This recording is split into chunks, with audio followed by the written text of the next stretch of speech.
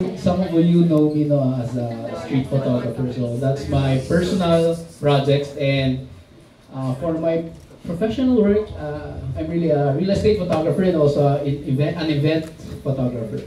So without further ado, okay, so we need to get to know the Fujinon lenses I use when I'm doing real estate photography. All right, to start, no, we need to define what's real estate photography. Okay.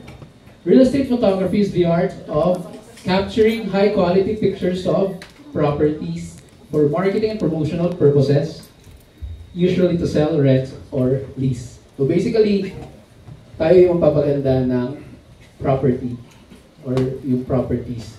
Okay? Sure. Ganda ko lang ng lens. So there are property types in real estate. Number one, syempre familiar tayo sa mga residential properties, no? Residential properties, ito yung mga tinitirahan. Okay? So this is, I used the Fujifilm X-T3 paired with the 8 to 16 millimeter f2.8. Sino nakahiram niyan doon kanina? Congrats. Paunahan ba? Brasuhan. Okay. Another example of a residential type of property. You need to understand the types of properties kasi it depends din kasi on how you will build your brand as a real estate photographer. Okay? Sometimes you'll just focus on the residential side or the commercial side, or you can do anything. Alright? Tapos kasi it varies then on how you will price your real estate package. Okay? So I use this is my recent project. I use the Fujifilm X H2S and also again the 8 to 16 mm. And another one. Okay, this is the second type of real estate property. No? It's the commercial side naman. It's the commercial properties. Dito yung mga restaurants and offices and yung mga retail. Okay? Diyan pumapasok yung commercial. So this is for example, another shot using the 8 to 16. Favorite ko 8 to 16. No, kahit ano, meron kasing sweet spot when using it. Kaya mamaya, mapapakita natin kung how you will maximize the widest lens na pinakamagandang ano niya, yung mawawala yung distortion. Okay, next, another example of the commercial property. So this is a restaurant. Again, I'm using the 8 to 16 millimeter. The other type is the industrial. So industrial, dito naman pumapasok yung mga warehouse, yung mga sa logistics side. No? So yun yung third type of the real estate. And another example of type of real estate is the land. Ito naman yung mga may raw land. So anything na may land. So part siya ng real estate, hindi lang yung natayo na. Okay? I used the Fujifilm X-T20 paired with the XF10 to 24 mm. Next. So there are also the special purpose properties. Ito yung mga museums, cinemas, mga schools, dun siya nakakategorize na type of real estate.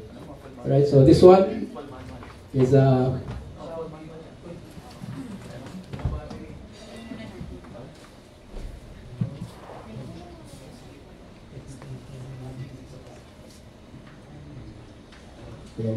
yun! Part 3 na. Alright. So yan, dito nakakategorize sa mga monuments, statues, yan, part din siya ng real estate. Okay? For another example is the cinema. Part din siya yung mga theater, ganyan. Mga universities, yan, schools. And hospitals, yan. So I used another favorite ko, 8 to 16, for the real estate. Yan. So, ito yung camera equipment na ginagamit ko when shooting real estate. Yan! Diba? Yan yung ginagamit ko ang camera. Kaya tumatawa. Yan naman yung ginagamit ko talaga. So, I'm using the Fujifilm X H2S. Yan yung current na setup na camera. And then, ito. Kaya maraming 8 to 16, 10 to 24, 60 to 50, 51 to 40. Kasi when shooting real estate, you're not just shooting the interior. Though interior na lang yung topic natin today, no? But there are clients that they want to feature the area also, hindi lang yung yung interior nila. Okay, for example, this one. This is a beautiful skyline of Makati CBD, di ba? Doon sa may infinity pool area niya. So you need to feature kung ano yung binibigay niya. Kasi when you're shooting for a brand, like for Citadis, for example, you need to show kung paano yung magbe-benefit siya sa tao. Okay? Kasi doon pa rin tayo, babalik tayo sa emotions. You're not just shooting space, you're not just shooting an interior.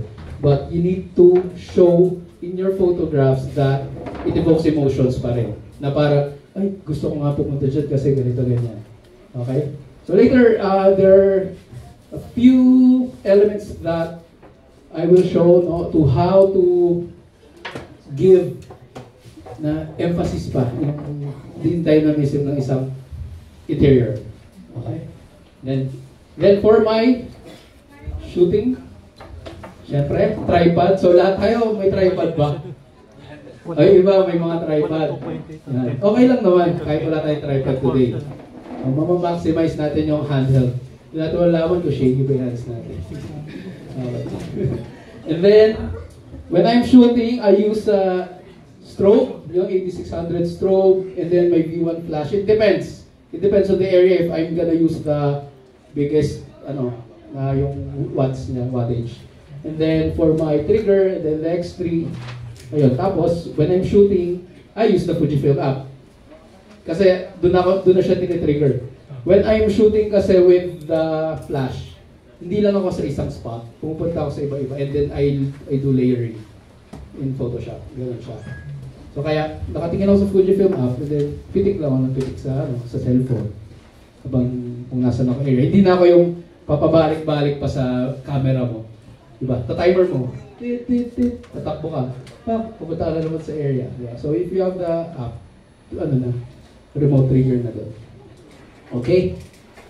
So we need to understand the 4 characteristics of light. No? Meron tayong quality, quantity, direction, and the color of light. So, number 1 is the quality of light. So there are 2 types of qualities of light. No? Number 1 is the soft light. Soft light is natural looking, creates soft or diffused shadows. Oh, yung mga light na, yan, for example, yung light na galing sa labas, tapos meron tayong curtain. Yung tinamaan siya from outside, papunta dito, ng curtain, na-diffuse niya yung light. That's why yung light na tumatama sa atin, yung gradient niya, suabe. Yung from light to dark. So that's soft light. And then, yan, mga examples of soft lights. Madi-differentiate niya sa hard light. Yan, for example, this one. Yan. Hard light is harsh, casts strong shadows, it shows hard edges. Mapapansin nyo, di ba? Yan. So they have hard edges. Eto, for example, this one, the pit lights. Hard yan, harsh yan. Kaya pag tumama dito, makikita mo yung edges ng shadows nyo nasa baba ng eyes nyo. Okay, so yung different nila na contrasty yung edge ng hard. So may advantages and disadvantages din yan. Yeah, for example, another hard light. Another one, ito yung hard light niya. Kung nakita niyo edge, matama, pumasok yung. And then, the second characteristic is the quantity of light. Quantity of light, it is the intensity of light. So basically, the nearer the subject from the light source, the greater the intensity. Okay, mas malapit yung light source, syempre mas malakas, di ba? Tapos may fall off siya ng light. This is an example. Yan. For example, this one. Masyadong bright lang. Light source might coming from the window, di ba? So mapapansin mo yung fall off ng light. Ang liwanag doon. Then dito, wala na. Okay, so that's how light works. Mas malakas siya doon, then diminish na dito. So from there, tapos yun, kasi na-shadow siya dun sa countertop. Okay? Now you need to understand those characteristics para when you're shooting an interior, mabilis mo nang maisip yung kung paano mo papatamayin. It's like lighting portraits eh. Diba? Kung marunong kang mag-play ng lights, it is it's easier to shoot in the air. Yeah, another characteristic before is the color of light. Yan. Color of light affects the emotional state of the photograph. Diba? Example, this one. This is a spa. Paano kung white yan lahat? Diba? Iba yung feeling. Maingganyo ka pumunta sa spa na yun na puting-puti lang yung area. So, ganun siya. Ganun how color affect the photography. Another example, ito. May tatlong facade. I shot this in 3 different timeline. This one, tanghaling tapat. Okay? Another one, golden hour. Di ba nag-iba yung feeling, yung mood? O ako lang yun? Next. And then magic hour. Nag-iba pa rin yung mood. So, that's how colors work in your photograph. It affects the emotions. Next, the direction of light. So, most of us naman siguro alam na yung how yung direction of light. Now, light travels from a source in a straight path. So, laging diretso. Controls the shape and length of shadows that adds depth. So, kung ito yung subject mo, ito yung light mo, pag tumama yan dito, automatic the shadow part is on the other side. So, ganun. Isip mo lang yung diretso-diretso, tapos nag-billiards ka. Ganun yung light. Babanda-banda lang. Okay? Ayan. This one. I use the H2S and then the 6255mm f2.8 hard light. Okay? So, direct sunlight dyan sa taas. Tanghaling tapat. Okay? Yan. Ito na. Ito yung pinaka, interior photography lighting technique. So, we have different types kung paano sinashoot yung real estate. Ayan. Number 1 is the ambient. Hindi niya available light. Okay? So, yung kinunan mo lang siya as is. Na kung ano yung pumapasok na light dun sa interior na yun. Next is the flash. Or may tinatawag na flambient. It's how you mix the ambient with flash. O lahat ng mga, sino ba dito nag-i-events photography na nagpa-flash? Marami ba? O yan, mostly yung mga yan, yung mga nag-i-event, they know how to mix the ambient with the flash. Okay? Madali siya gawin. So may technique din eh. For example kasi if you're using a flash, syempre mahina yung power niya, di ba? So kailangan magtaas ka ng ISO to compensate para lumakas yung flash mo. And then at the same time, for example, ganyang kaliwanag sa labas, kailangan mo ngayon isara yung shutter speed mo. Sorry, technical, no? Kasi ma-overexpose yung labas pagka hindi ka nagsara ng shutter speed. Okay? So, ibabalance mo siya. Para pag pumutok yung flash mo, same ng exposure sa labas. Pantay siya. May ganun. So, that's flambient. Then, another one is the light painting. Ayan. Popping lights in different areas with di ba? Mali. Areas for layering. Ano yung with? Okay. Yan naman, yung mga pinapop yung mga lights in any areas na gusto niyang magkaroon ng dodge, ng highlight. Naka-layer na siya. For example, ito. Kinunan ko na to as is. And then, ito yung foreground. Maganda yung, say for example, sofa. So, dyan ko lang tututok yung light. Pagka-picture, yun yung may dodge. So, parang ano siya. Parang ka na nag-dodge and burn while shooting na. Tapos, i-combine mo na lang. So, pero syempre, kita ka madali, Photoshop, dodge mo na lang, di ba? Yung mga areas na gusto mo. So, yan yung mga ano. And then, another one is HDR. Familiar kayo sa HDR? High Dynamic Range. It is sa cameras natin, meron tayong bracketing modes. So, when you say bracketing, kumukuha siya ng iba't ibang exposures.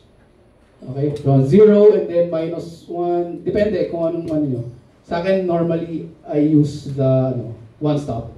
So, -1 stop. -2 stops, pababa. So, 5 shots. Automatic yung pag-clinic mo, mag-shot na yung camera mo ng yung tamang exposure mo, the normal one, and then yung lesser stops na lower and then higher. So, merong overexposed, merong pababa. And then you're gonna combine it in one photograph. Tapos, yun, magiging HDR na siya, dynamic range. Nakuha niya kasi iba't ibang exposures So kaya pag kinomboy mo siya, parang perfect exposure siya. Okay? Yan, this one. This is an example of an ambient light. So, yung main light ko, doon lang, sa may bintana. Okay? So, I use the 8 to 16 again. Yan, ito is the flambient. Ito yung sinasabi ko. Papa ko ng flash dito, pero at the same time, nakikita niyo yung ambient light nung, ang tawag dito, yun. Yung light fixture, yan. Tapos pati doon, naka-mix din, naka-blend. Yes, sir. Saan nakalagay yung flash? Flash is handheld. And then I pin-up ko siya sa ganito. Yan. Sa corner. Para, ayun, di ba? Hindi nakita yung flash. Kaya natin naging yung characteristic, no? The direction of light. So, nung tinutok ko dito yung light, babalik siya pa ganun. Okay, so diffused light siya, pabalik doon. Soft yung talbog. Okay? O kung iba yung kulay nun, yun lang. Pag iba yung kulay nung pinagtalbogan niya ng light, magre-reflect back yun, magkakaroon ng color cast. So that's why you need to look for white, gray. So pag black, syempre bababa yung stock na pabalik. Hihina. So kung wala, let's say for example, you're shooting a full wood interior, brown. Diba? Ang gagawin mo ngayon, reflector. Mag-aangat ka ng reflector, dun mo pa-bounce yung light. Kung gusto mag-flambient, pabalik. Kasi pagka there are times kasi when you're doing, kunyari HDR na, kinombine mo siya. Hindi niya nakuha accurate yung color ng wood. Kasi may mga color cast sa iba't ibang light fixture. Light fixture. Okay? Another example. Ayan, ito HDR. Iba't ibang exposure. Kasi, nakikita niyo yung araw, di ba? Ano pa siya? Okay, pasok pa yung exposure niya, hindi siya overexposed. Pero kung titignan siya sa camera mo, sobrang dilim na nito. Tapos, yun, sobrang, kung tinama mo yung exposure mo sa sky, ito, underexposed na yung baba. Kailangan mo siya HDR para makuha mo, mapantay mo yung whole exposure niya. Okay, that's HDR. Tapos ito, combination ng flambient and HDR. So, in HDR ko siya, tapos gusto ko kasi makuha yung ambient light pa rin, na para hindi siya medyo artificial tignan. Kasi pag may ambient light, parang natural eh. So, i-mix mo siya, i-blend mo na siya. Okay, yan, 8-16 ulit. Favorite. Ito na. 10 real estate photography tips. Number 1. So, pag kayong mga shoot natin, no? Pagka may client kayo, i-ano nyo na. Sabihan nyo na agad. Paplansya po ng mga sheets. Yan. Look for some areas that need paint job. So, kung hindi talaga kaya, Photoshop is the key. And pagka nag-shoot tayo ng real estate, really ma-Photoshop. Dapat meron tayong idea on how to post-process photos. Ganun talaga siya. Okay? Diba? Taliwas yun sa street photographer ako. Ayan. And then remove unnecessary objects or decors. Pag sobrang cluttered, bawasan mo kasi sometimes it makes the space too tight. Siyempre ba, pagka mostly naman, shoot tayo for Airbnb. Ngayon, yung mga listings na ganyan. Isa lang naman nasa utak ng client mo. Maging malaki, di ba? Yun, maging malaki tignan. Okay? Yan. Then replace busted light bulbs. Yan, kasi nga, mga yan yung mga mahihirap. Hindi naman mahirap i-Photoshop, but it takes time. Sayang yung oras. Kung kaya mo nang gawin sa shoot pa lang, shoot proper pa lang, do it na yan. Hide electrical plugs and cables properly. Yan, kasi nakakairita yan tignan. Pagka nababad na talaga yung mata mo sa mga interiors, maano ka na dyan eh. Maiirita ka na. Pag nato ko, ano ba yan? Daming wire. Ganyan. So, make sure to hide it. And then, iron all sheets, yan. Ito. Kasi, ngayon, mostly, hindi na, when nagsushoot tayo kanyari ng mga, for listings, for rentals, hindi na pinapansin nga masyado yan, yung kama. Pero if you're into high-end type of clients, yung hindi na basta gano'n, ano na siya, it's a big no-no. So dapat malinis talaga. Pag napapansin niyo yung mga hotel shots, pag nakita niyo yung mga bed, sobrang planchado tignan, di ba? Planchado siya, at the same time, syempre, pinost-process na rin. Pero from that pa lang, mabilis mo nang ipopost-prod pa rin. Pero okay na siya sa photo pa lang. Tip number 2, yan, shoot using a reliable, sturdy tripod. Ito yung isa sa number 1 equipment when you're shooting interior. So, okay lang, kahit wala tayo today. Ako din, naiwan ko. Okay, maganda lang. Yan, handheld tayo today. Okay. Tip number 3, shoot at chest level standard. Chest balino. Di ba? Basta mapipil mo yan. Shooting too high, it shows lots of negative spaces and it looks empty.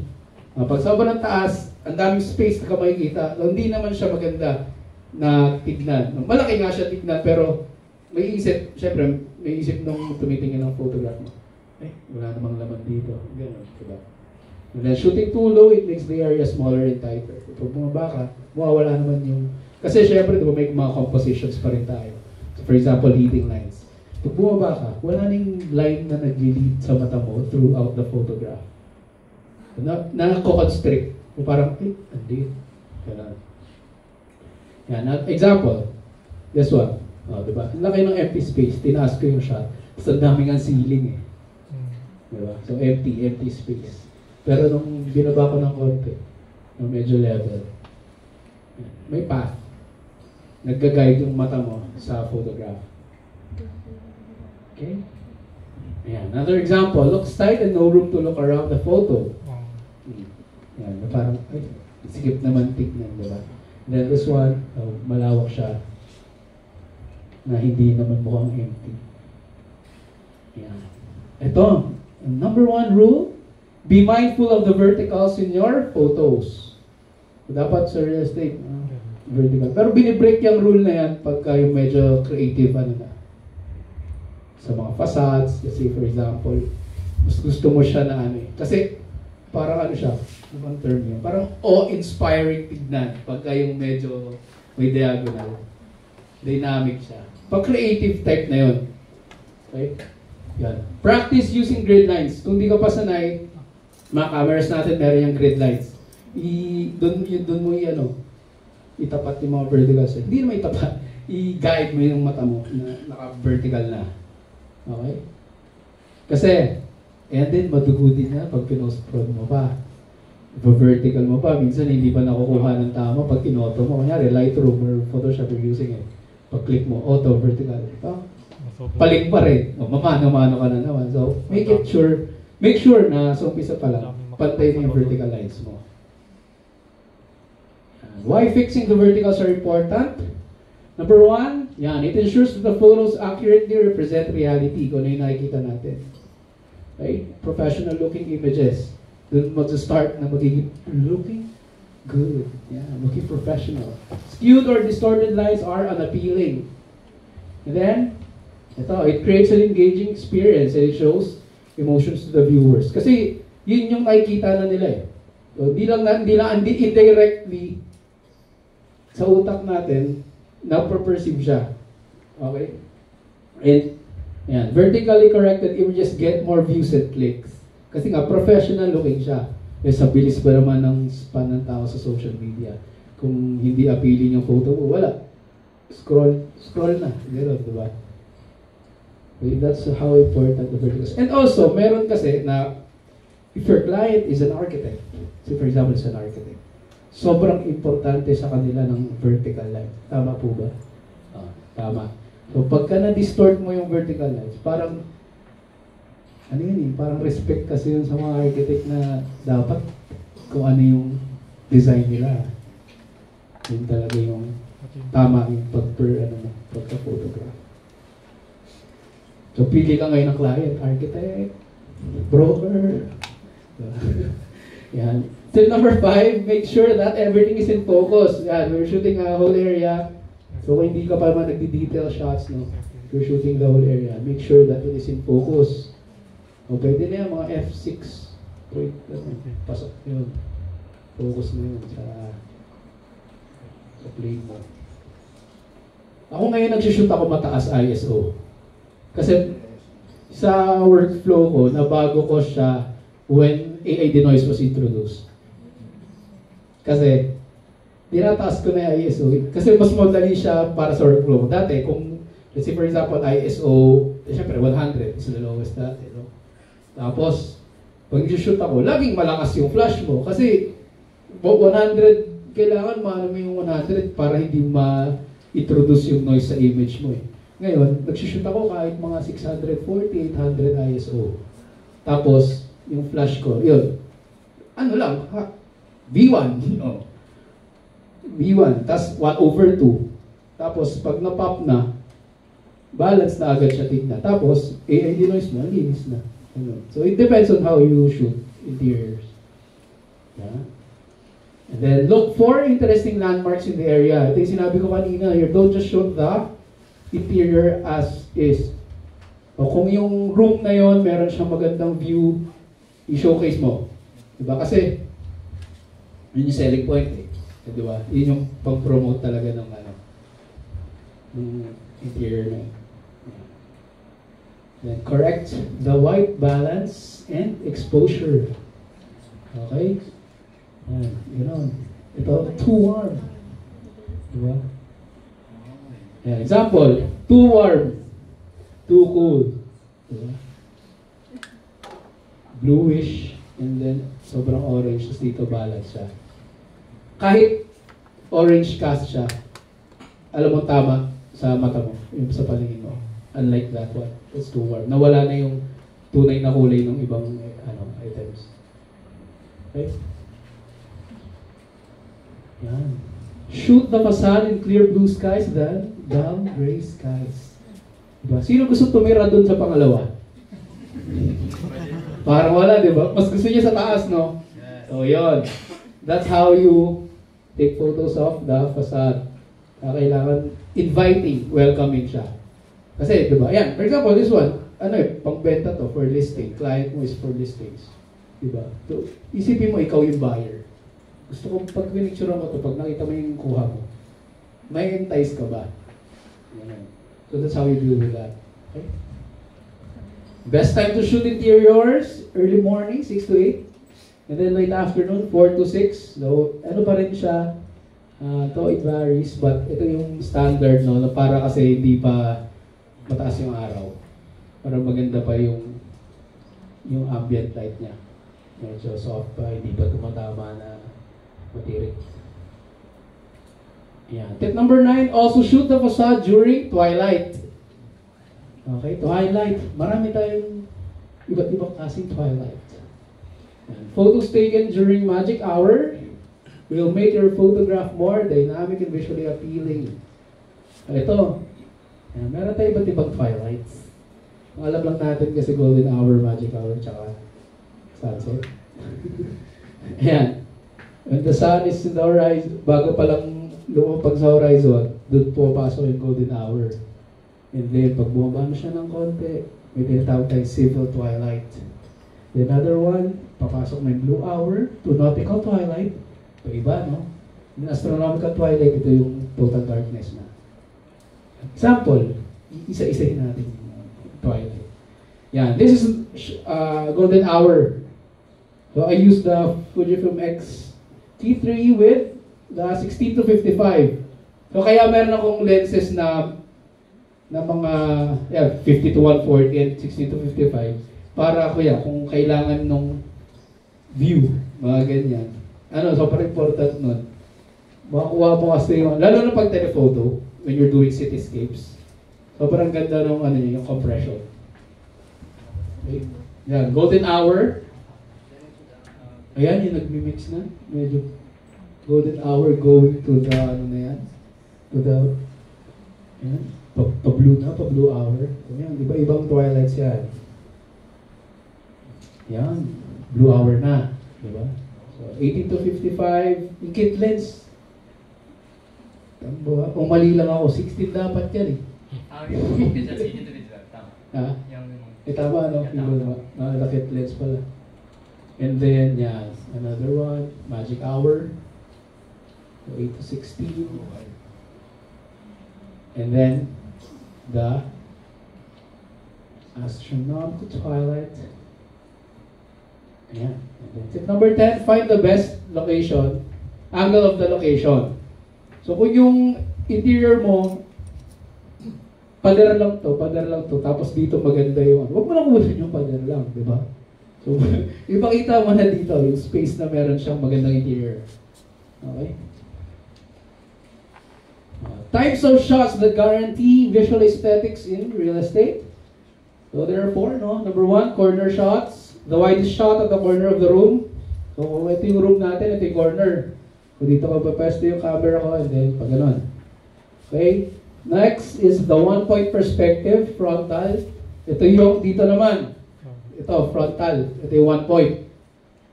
Okay? Or doon. Pag ganun. And then transition shots, showing some parts of other room or area for continuity. Kung kinukunan ko to, tapos kita yung other area. Dapat may pool dyan. So ito, ibang area. Parang meron ng glimpse. Okay? Detail shots. Yan, ito yung mga tight shots, mga interesting decor for additional moods. So importante yung mga detail shots sa catalog, no? Para may break yung viewers, yung mata natin na hindi lang puro gano'n. Ano yan eh, parang breather yan, yung mga detail shots. Yan. Examples of corner shots. Ayan, corner. Okay. Ito mo, ang ganda ng plancha ng Ayan, corner. Ano to? Flambient with HDR. And then, example of 1-point perspective para ma-familiarize kayo sa mga, ayan, 1 point. Okay? So, kung corner yan, dito ako. So, ganun. Eh, parang ganda ng symmetry niya, kaya mas prioritize ko yung 1 point. 1-point perspective, mostly yan, ang pinakagustong type ng shot ng mga clients.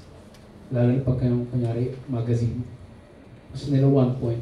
Pero ito rin yung pinakamahirap na i-compose income na nakatayo ka. Kasi dapat hindi lang vertical sa papantayin mo, pati yung horizontal. Yan. 1 point. Yeah, 1-point perspective. And with a mix of transition shots, kita yung room and then yung view. Okay. Yeah. Examples of transition shots. Yan. So, sala, and then alam mo nang may sala yung room. Kaya may mga glimpse ka na gusto ipakita, i-highlight. Shooting the pool, and then yung kitchen, dining area. That's transition. And another example of transition shots, ito, lobby. Then makikita mo na, okay, doon pala yung may kainan pala doon. Okay.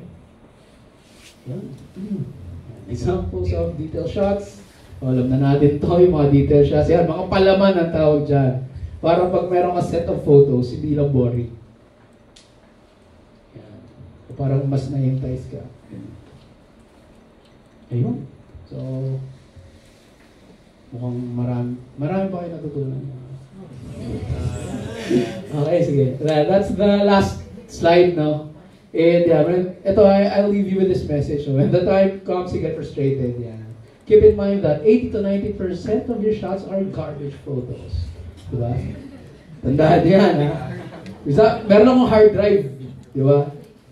Sa isang shoot ko ng real estate, siguro mga 400 photos. Ano kailan lang yung shot ko doon talaga? 30, mga ganun. Okay? So, or in any project that you have, kung mapapansin nyo when you're curating your photograph. Let's say for example, kanina umaga may nag-photo walk, di ba? Meron tayo ngayon na mga shoot. So, ngayon, hindi naman lahat yun workable photographs eh. Di ba? Meron ka pa rin, i-curate mo pa rin yun. Alam mo pa rin kung ano yung best among those. So, ganon. Okay? Tatandaan nyo, 80 to 90%. Para hindi mo yung log na. Alright, so thank you everyone. Hope you learned something new today. Kung saan nila... Ba? Nasaan yung mga host natin dyan? Ay baka, ay, Q&A na ba? O hintayin ko sila. Uy, wala na pa ng taga-Fuji dito. Party na to!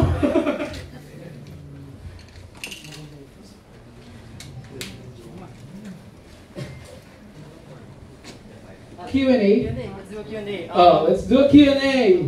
Mananalo lang! Speaker! Yes, sir. So do you have a shot list for your projects? Kailangan lagi meron ito, or do they vary? They vary, sir. Pero ano, they vary. Mostly, ang merong shot list na clients mo are hotels. Yan. Kung ano yung gusto nila ipa-feature, ganyan. So sila nagdi-dictate sa'yo na ito kailangan tumakita namin? Yes. Yung sa'yo, yung personal mo, wala kang dapat meron ako nito, meron ako nito. Ano sir? Wala. Yeah, wala. Yes. Do you have a plan before you go to the shoot? Like, titignan mo muna yung property, check location, check angles before going to the shoot yourself? Yes and no. Yes. Hindi, minsan, oo. Pagka hindi ako familiar sa isang area or sa location. And also, I use the, alam niyo yung PhotoPills app? Alam niyo yun? So, na-detect mo kung anong oras tatama yung araw, kung saan yung araw. Okay. Para, ano siya? Ginagawa ko yun pagka may budget. Depends, yun nga, kasi if it's something na, let's say for example, sa high-end client, you need to prepare something. So hindi ko sinasabing may pero sinasabi ko rin. It depends, kasi it makes your, easy, it makes your way na easier. It varies. Pero meron, yan. PhotoPills, check nyo sa, app siya. Nakikita mo yung location ng araw, ng buwan. So it's important din kasi para alam mo kung saan tatama yung araw. Kasi yan, for example, may client ako sa Pampanga, ganito. Sabihin, kunan mo yung bahay ko, ganito, ganyan. Buong araw akong pupunta doon kasi hindi ko alam. Wala akong idea. So umaga pa lang, nandun ako. Kasi hindi ko alam yung tama ng araw eh. Di ba? So if you have the app, pero kailangan nandun ka. Hindi eh. Di ba? Kasi pag nandun ka, i-scroll mo yung app, makikita mo yung, tas may time yun kung nasan yung araw. Para siyang VR, naka-VR sa camera mo. Yan. Doon rin, yun din ang pang-track ng Milky Way kung sino mag-shoot ng Galaxy. Kung malalaman mo kung anong oras. Tsaka yung Star Trail app. Yan. Dalawa yung PhotoPills and Star Trail app.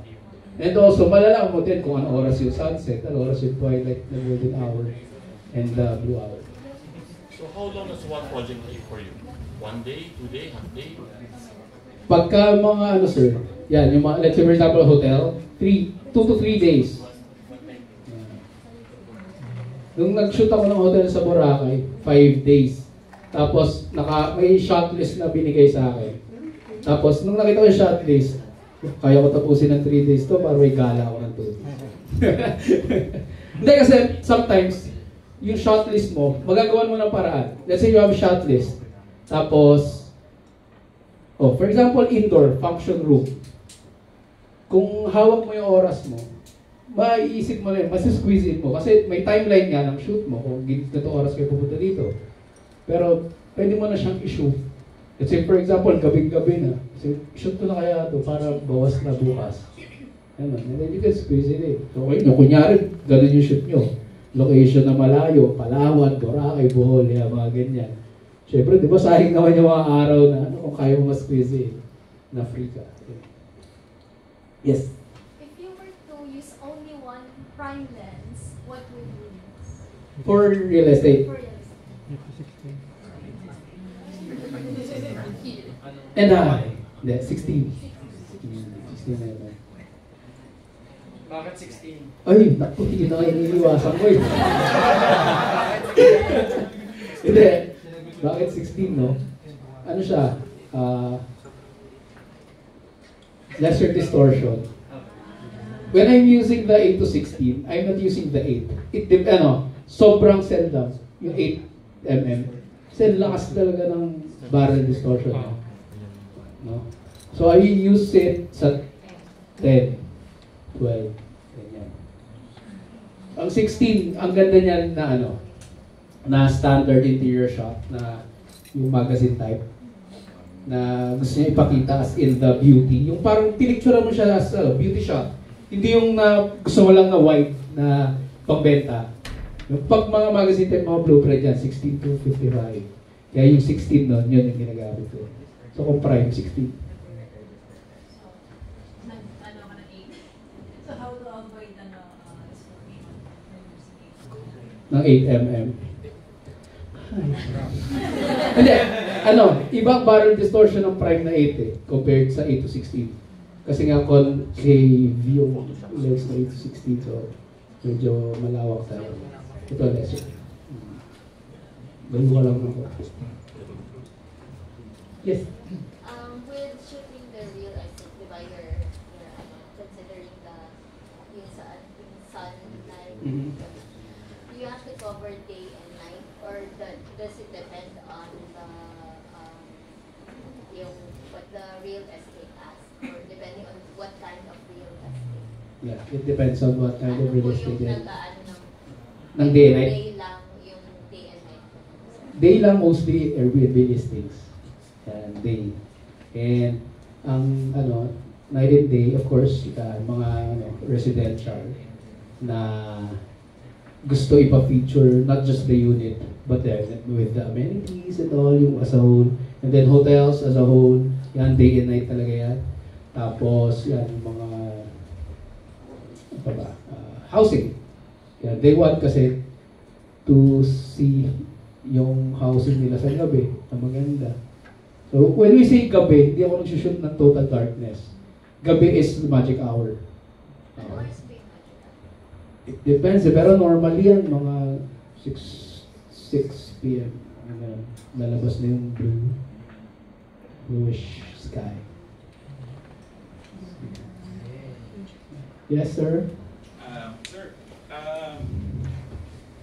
do you recommend the use of CPL filter, especially sa mga salamin para ma-redirect yung reflection? Okay. Or can you do it on post-editing? You can do it in post-editing, but you can use CPL. Lahat ba tayo alam ng CPL? Circular Polarizing Filter? No? Okay. CPL, ito yung filter na iniikot siya sa lens para matanggal mo yung reflections. Okay? So, when you're shooting, let's say for example, medyo yung surface niya, makinis na marble. Tapos, sa tapat niya, sa sobrang lakas ng reflection, hindi na makita yung, let's say yung edge, wala nang separation. So, ikutin mo ngayon yung CPL. Pag ikot mo ng CPL sa yung filter, mawawala yung reflection doon. And then, makikita mo na yung separation ng gusto mo. As in, talaga siya, ma-amaze ka pagka una kang gumamit ng CPL. Pag inikot mo kasi, nawawala yung reflections bigla. Amazing yun. Normally, ngayon kasi, hindi ako gumagamit ng CPL. Kasi nag-8 to 16 gamit ko, di ba? Concave yung lens. So, hindi siya masasalpakan ng filter. So, I do it in post-processing sa Photoshop na. So, when you're using the 10 to 24, yan, okay, 16 to 55, 16, 8mm, may mga filter sizes for that. If you want to use the CPL. So, parang ganda na, and also, it helps then, yung mga mahilig mag-travel, yung mga may mga water, di ba, tubig, tapos ang lakas ng sunlight na bumabalik sa, pag may CPL ka, pag inikot mo yun, minimize yung reflection ng sunlight or any light source. Okay? Ano pa? Yes? Ako. Hi sir, regarding sa mga photos na pinakita nyo, walang human elements, is it still crucial mag-include ng sense of scale na may humans? Or not necessary or upon request na? Upon request. Big question. And sa hotels din, meron yung ganyan. Iba kasi yung way of shooting na empty and then papasok na tayo sa lifestyle when you want to include people.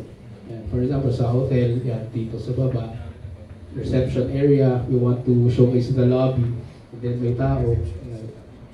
Okay din yun. May gano'n, may gusto na tao. Depends pa rin kung sa anong gusto ng client. Next. Thank you. Yes, sir. Naka-experience kasi ako, okay yung brightness na, pero may certain neon light, parang sobrang overexposed. Paano sinasolve niyo? Okay na siya, pero may certain part na overbright siya. For example, neon lights.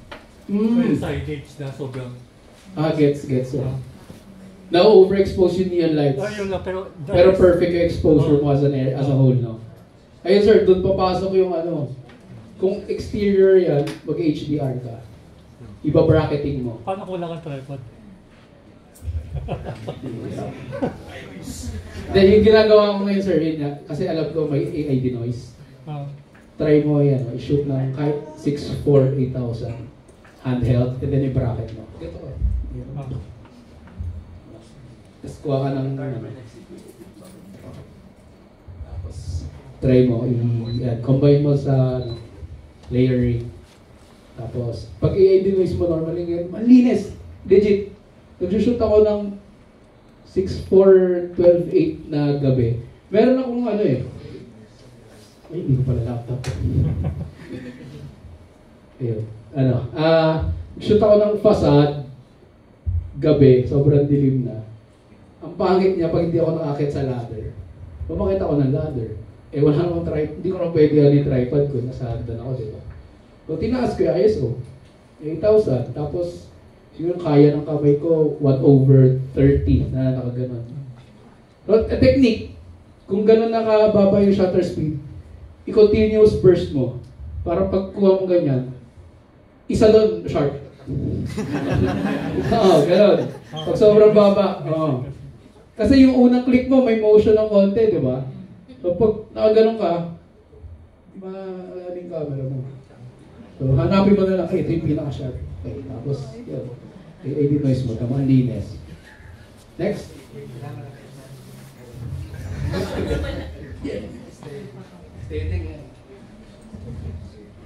Meron pa question?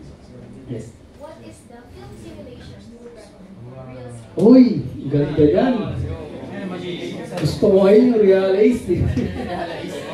Realize yung ginagamit ko ngayon. Yung ito, this one, Realize XT50. Tapos, na tayo naman. Ito, ano to mga Provia? Provia.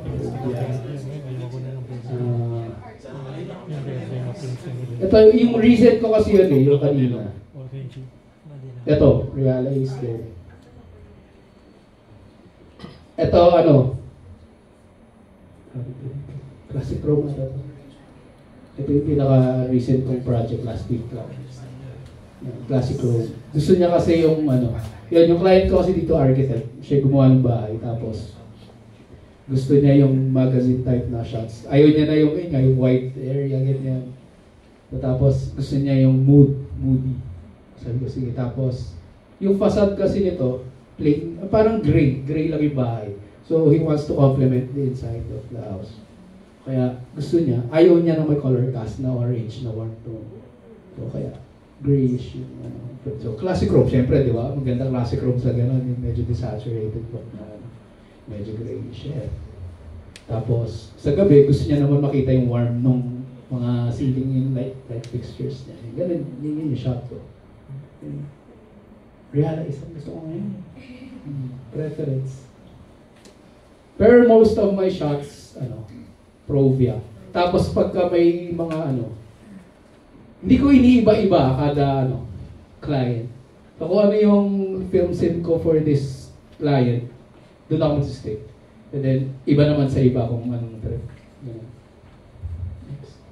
Applicable din ba na kumuha ka ng picture na, yan, kumuha ka ng landscape orientation tapos sa portrait?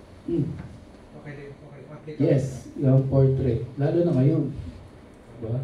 Marami nang require ngayon ng vertical shots. Buti na XM5. Ito marami, ay yung recent shot ko, this one, ang dami ko puro vertical. Kasi gusto niya nga yung medyo magazine type na shots. Tapos, nag-send kasi siya ng pegs na gusto niya ng how to, mga pinakita niya. Ayun, puro crop nga is mga 4:5. Hindi siya square, medyo rectangle na Instagram size. Yan na. Okay. Ganon. So, ganon siya. Yes, sir. Kasama sa tip mo kanina to shoot during clear skies, di ba? Pero hindi naman natin kaya i-control yung weather. Yeah. So, paano kung kunwari, may schedule siya, meron kang schedule na shoot, tapos biglang gray yung nagre-reschedule ka ba? Or yun, depende rin. May nagre-reschedule, merong stick tayo sa schedule. But kung ganon, sky replacement tool is the number one key. Replace mo. Or minsan nahahabol yun, try mo sa Lightroom or Camera Raw plugin. I-mask mo yung sky, tapos try mo i-blue yung white balance. Minsan nahahabol yun. Sa plane, gagawin mo lang kababa mo. Magiging bluish pa yun. Sometimes it works. Pag wala talaga, sky replacement. Sabi sa inyo, ma-photoshop ang architecture, ang interior. So, kung pwede kayo mag-aral ng basic, kahit basic lang. Clone staff. Swerte na nga ng generation ngayon, meron tayong generative AI. Diba? Alam niyo ba yung pag nagsushoot ako ng sobrang dami ng kawad ng kuryente sa harap ng facade, nakaka-bad trip ang galit mo. Ngayon, i-click mo na lang, nakalagay distractions, click mo, nakalagay wires and cables.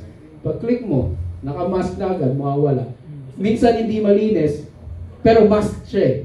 Pwede mong, another layer siya, pwede mong balikan, tapos clone snap mo na para luminis. Ito, yung facade nito, kasi hindi ko laptop kawat ng kuryente sa harap, tapos, yung address ng bahay, nakaganon dito. Parang 5 bitas sa dito yung kuryente. Ganun. Oo. Pwede mong gawin, kunan mo yun, yung address, tapos ipapasok mo siya sa Photoshop. After mo tanggalin yung lines, itapal mo. Ganon, pwedeng ganon. Nung nag-night shot, nakalimutan kong kunan yung address na iisa lang. So, ang ginawa ko, yun, wires and cables, pag ganun ko, yun, yung number 5, naging parang number 3 na itsura. So, minas ko na lang ulit, tapos inorte ko na lang ng 5. Madugo yun pag Another question? Yes. Sir, curious lang ako kasi diba sabi mo may shot list, tapos naguro mo dapat i-cover dun sa area. Do you have how would the client know your distinct you, the kind of photo you deliver among all the photographers that are available? Di ko alam sa kanila eh. What kind of photos you deliver compared to others? Sa akin, could there be a distinction as style that you have? Siguro sa way of shooting na kung paano ako mag-dodge and burn. Yun lang. Na kung ano yung gusto ko i-highlight for that photo. Kasi hindi lang ako basta nag-shoot, let's say for example, sinut ko to. Nag-flambient ako, yes. Then nag-HDR ako. So marami rin gumagawa nun, di ba? So, para iba sa sa standard ng real estate, I do my manual dodge and burn. So for example, this one. Ito. Kinunan ko siya, ambient. Dinudge ko to ng konti. Niliwanagan ko pa.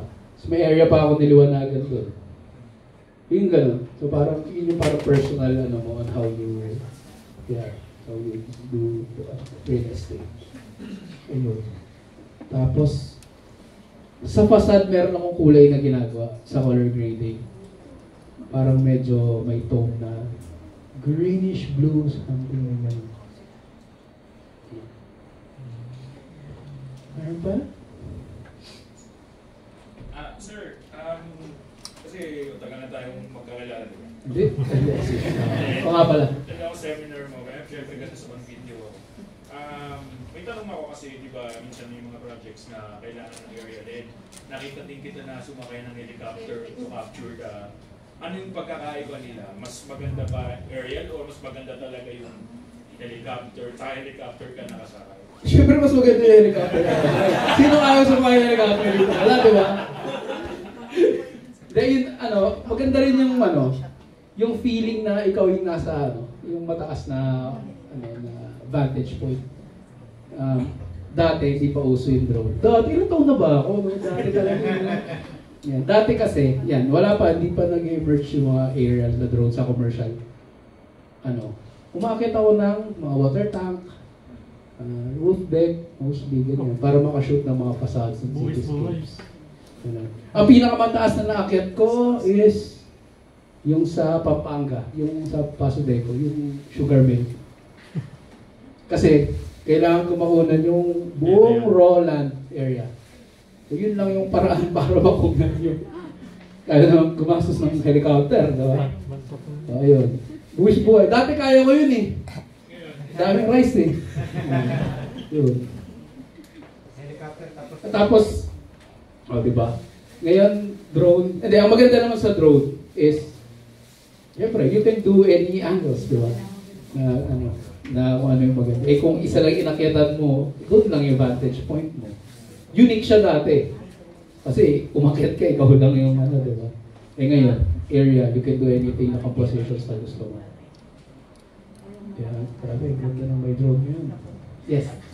Sir, how distant should you be far from the area that you want to be?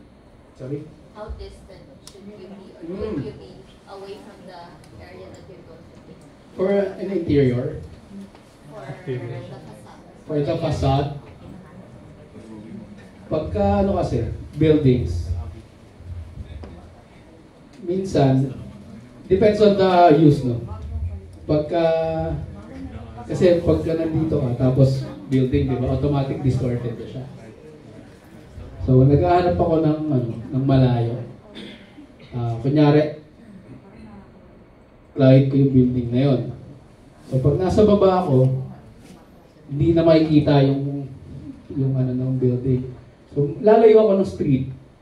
So, para makita lang yung it depends kasi mahanap ka talaga ng open sa street na makikita mo pa rin yung Alam niyo yung sa Malate, di ba? Yung mataas na makulay.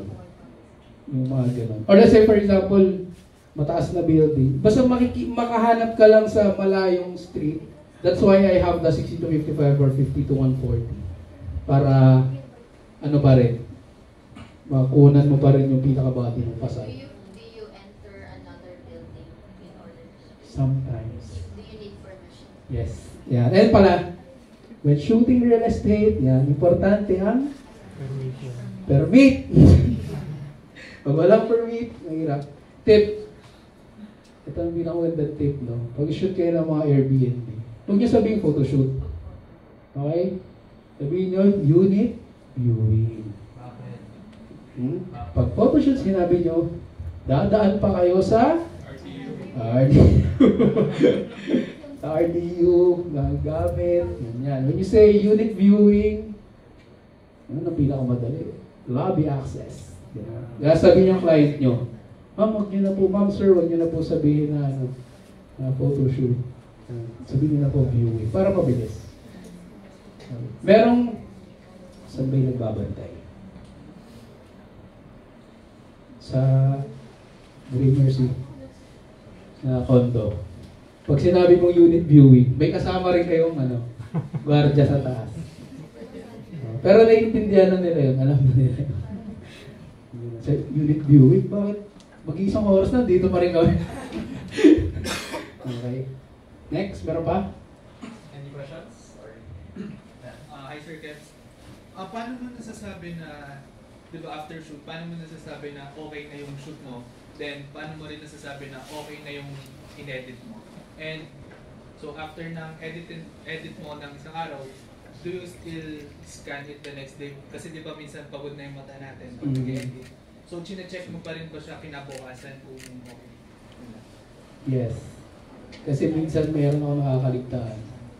Like, for example, may isang area na ni-remove ka. Tapos kumuha ka ng ibang angle ng area na yon. Sa iba, minsan hindi mo natanggal. Na-save siya. Kailangan, di ba, may continuity. Para, ba't dito may saksakan dito na. Good, wala na. Ganun. Kaya, minsan, binabrowse ko talaga after gan. Isang ko. Ano ba yung tanong mo isa? Dami kasi. Paano mo nasasabing okay na? Paano? Okay, pwede mo na ipasa. Ganun. Paano ba? Pagkumpleto na.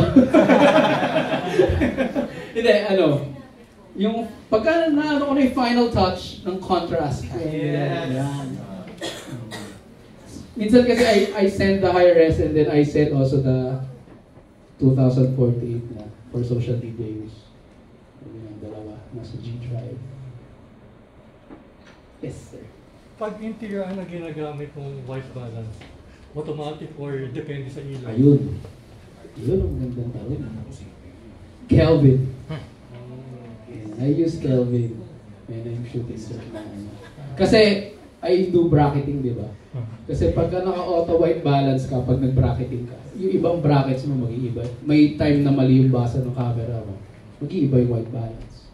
So make sure na you're in Kelvin para as is yung white balance mo pag nag-bracket ka. Pantay na. Si Zach mo. Yes, Zach.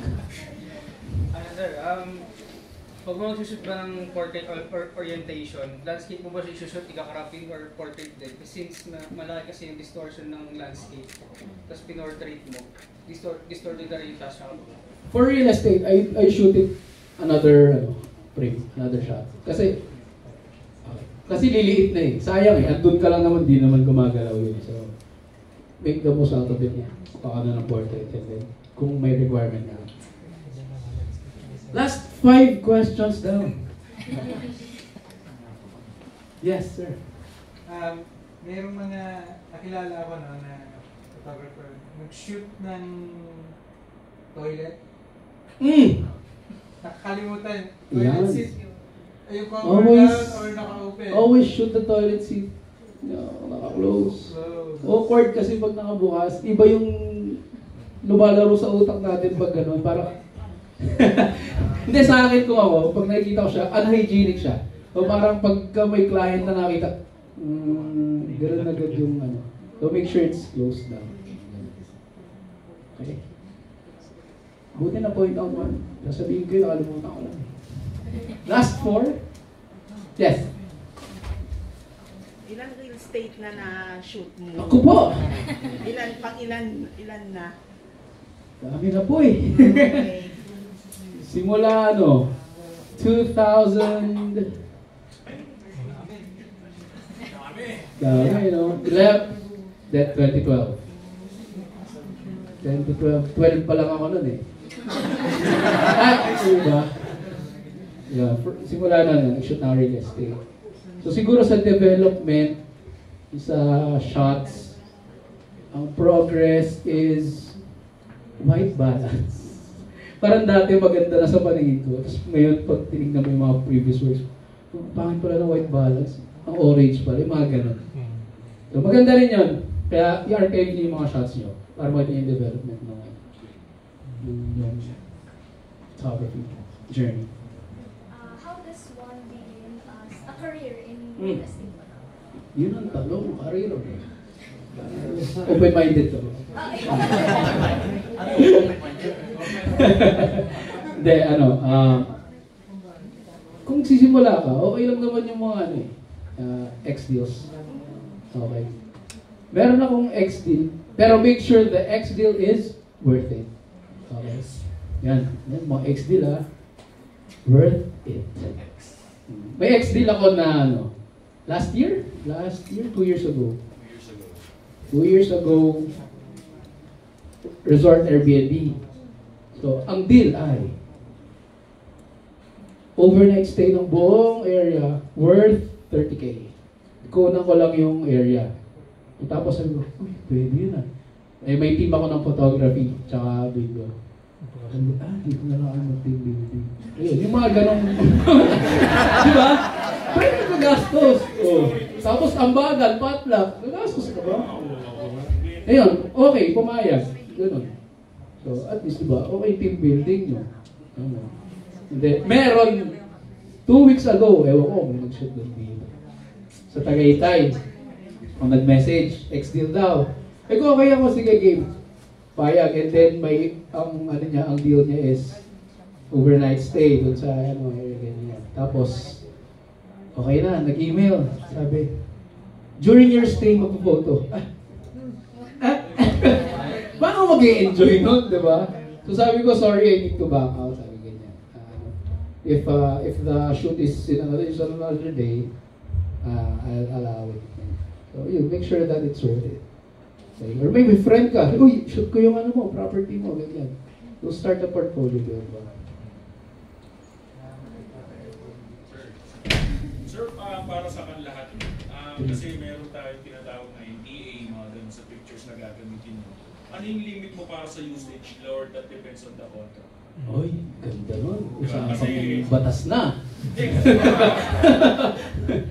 Hindi, totoo yan. Meron mga NDA. Yan. For example, yung mga big companies, mga NDA nyo, hindi mo pwedeng gamitin na ilabas na photos. Or especially when you're shooting lifestyle, real estate with the lifestyle shots. Yung mga NDAs yan. Sa contract ko, nilalagay ko is the photographer is the owner of the photos. The client can blah blah blah can publish using any advertorials. So kung may counter NDA si client na dapat sila yung may ownage, tama ba? Ownership bobo. ownership ng photo, doon mo ngayon tataasan yung presyo. Doon mo siya ika-counter. Na kasi, you're giving the rights Diba? Dalawa kayo. Pero pwede yun, dalawa kayong may rights sa photograph. And then, pwede mo sabihin na, I can only use it as a portfolio. Hindi mo na siya pwedeng gamitin for anything. So yan, matutunan yan yung mga contracts na ganyan. In the long run, when you do well. Madami yan. Tapos meal allowance, lagay mo. Transport, check. Diba? O kaya, alisin mo na yung meal allowance. Sige po, kami nang bahala sa meal allowance, pero idagdag mo sa total package. Last one. Yes, sir. What made you choose Fuji? And then, in terms ng sensor size, in terms ng sensor size, would you say na enough na si APS-C for real estate? And that's the medium format, or especially Fuji? Actually, gusto ko yung medium format. Ano ba bakit? Kasi yun yung may tilt-shift lens. So, tilt-shift lens, yung yung perspective. Correct na, mababago na. Si medium format lang meron. So, nananawag ako sa Fuji, lagay na naman sa crop. Ang mahal kasi nun ayun. Syempre, the color science, number 1. By the way, I use DSLR before, other brand. So, shift ako sa Fujifilm kasi nga, I love the color. Tapos, yung grain. Hindi, doon ako na-in-love talaga yung grain. Na parang, alam mo ngayon, hindi na masyado pinapansin yung perfect na malinis na photograph. Ngayon niya, pagka nakita ka ng sobrang linis na photograph, sabihin AI di ba? So, dagdagan mo ng grain. Di ba? So, yun, the grain, I fell in love with the grain, the color science, and also, syempre, ang gaan. May tripod ka ng mabigat, ang bigat pa rin dala mong camera, di ba? Lalo na pagka and then tsaka kasi di ba, when I do my personal work, street photography talaga. So I need a compact one na kaya rin gumawa ng pangkabuhayan mo. Meron po. Last daw si Sir. Very last. Sir, yung sa work mo, have you ever used fish islands? Ay, hindi sir. Ay! Yes pala. Meron. Before, wala pa tayong mga Insta360, para kumuha ng mga 360 VR shots, you will use fish islands. So, yun yung concept ng Insta360. Fish eye siya na nakaganon, dalawa. So, dati, manual stitching siya. Kuha ako ng, kasi di ba 360 siya. So, pagka naka-fish eye ka kasi, maano man lahat sa harap mo ganyan, buo, white. So, kuha ka ng ganyan, tapos i-stitch na yun, so magiging VR. So, yun yung VR reality. Doon ko siya nagamit siya dati. May client ako, Malaysia ata, nagpa-VR. Wala akong idea. Ito, wala talaga akong idea, hindi ako marunong. Sinabi ko lang, sige sir, kaya ko yan, alam ko gawin yan, gano'n. Tapos nangiram ako ng fish eye. Hiram ako ng fish eye lens, tapos YouTube ako.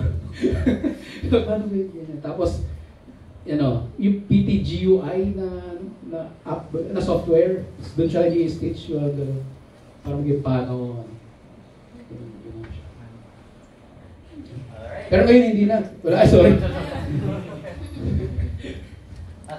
Yes. Thank you everyone.